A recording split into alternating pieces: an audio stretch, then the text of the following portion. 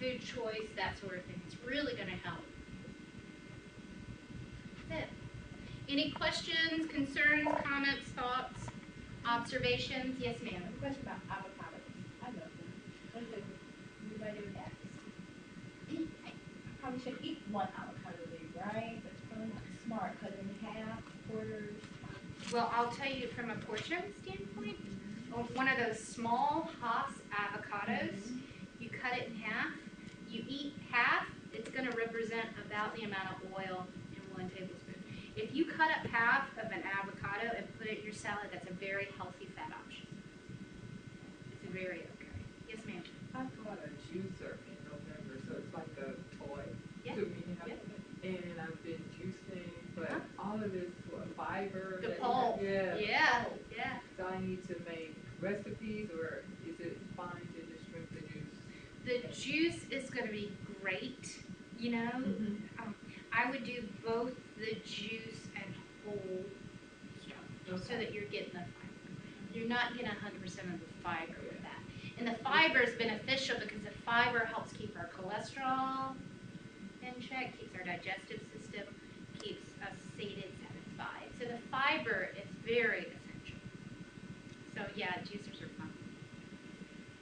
Yes, ma'am. What is your take on like diet sodas and those type of things? Diet sodas are fine. People have talked about drinking diet soda instead of regular. You ultimately eat more or something. And what have you guys heard about this? We just got an email yesterday from Rebecca Day down on It dehydrates your body of sodium or something about that. Well, when you drink a lot of soda, okay, like more than 2 cans a day, let's say, you're taking in a lot of phosphoric acid, and the phosphorus content of your system increases. The body tries to maintain a phosphorus calcium balance. So when your phosphorus is high, you're leaching calcium out of your bones to make that equilibrium. So that's where it's unhealthy, is that you're displacing healthier options with an option that contains a lot of phosphoric acid. So if you limit your soda intake to about a couple of cans per day, you're not only limiting phosphoric acid, but you're also limiting caffeine. And caffeine is not as dehydrating as once thought. It is slightly, but it's still a fluid choice. But you just don't want to overdo it. You don't want to drink 2 liters of Diet Coke a day. Not healthy. From a bone mineral standpoint and from a caffeine standpoint. Yes, ma'am. Okay. So I lost like 110 pounds diet exercise. You guys need to give her a hand. My roommate has lost 85. She's texting me, and I'm like, oh my God, we're crazy. Like, we need to be like with her, and we're crazy. So, how do you manage? Because you have to work out. Like, she ran her first 10K Saturday. Like, okay. So, we're trying not to be obsessed and crazy. But when you're like trying to lose weight, you know, you have to do that 60 to 90 minutes, you know, of exercise. Like, we're fully aware of that. We do that. How do you just not become crazy? Like, literally, because You have to step back. You have to step back and look at going it. crazy, literally. We had to talk I about had this young lady come to me, and she's lost like 110 pounds, and she's scared that she's going to regain her weight. We are still there. We're like, dude. And I said, you've maintained your weight loss for a year. You've lost 110 pounds. Why don't you give yourself some credit first and foremost? You look at your entire situation, like work and social and family, and you have to balance things.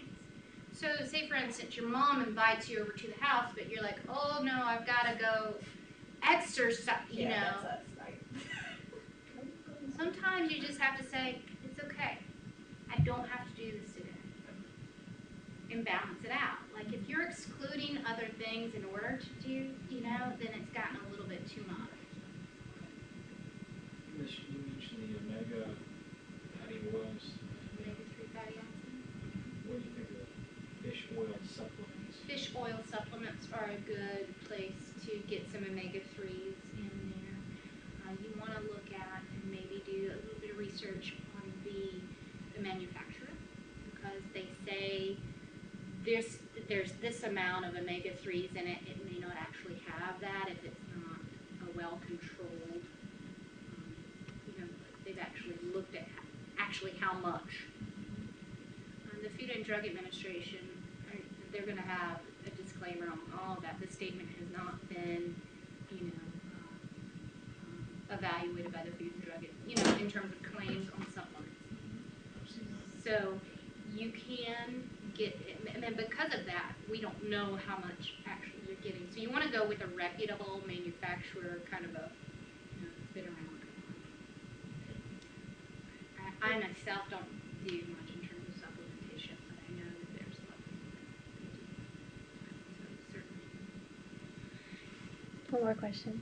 Can you clarify alcohol and how that's related to how many you should have a day type thing? Fist, tablespoon. Right. In terms of alcohol, beers kind of range from like 100 and like 90, like for a light beer, to like 150 for a regular, 200 for really thick Guinness beer, and then 1 jigger or 1 ounce of 80 proof is around 100 calories.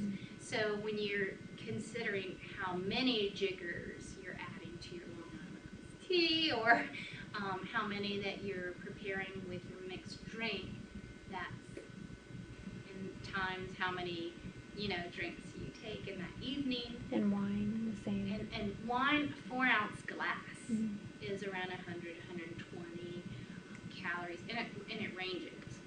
For a woman, it's recommended not more than 1 alcoholic beverage a day, and for men, 2.